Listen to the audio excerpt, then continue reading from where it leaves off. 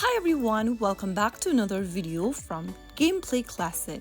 In this episode, we will be learning how to turn on battery saver in your Pokemon Go mobile application. So without wasting much of our time, let's dive into the video.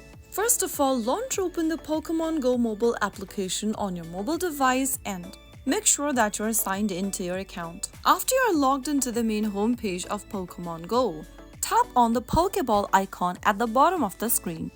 Now, click on the settings button at the top right corner and within the settings menu, select General button. Under General, toggle on the button right next to Battery Saver. Once you turn on the Battery Saver mode, when the Battery Saver is enabled, your phone's screen will dim or turn off while it's upside down. However, the application will still track your steps and notify you about nearby Pokemon. So that is how you can easily turn on Battery Saver on Pokemon Go.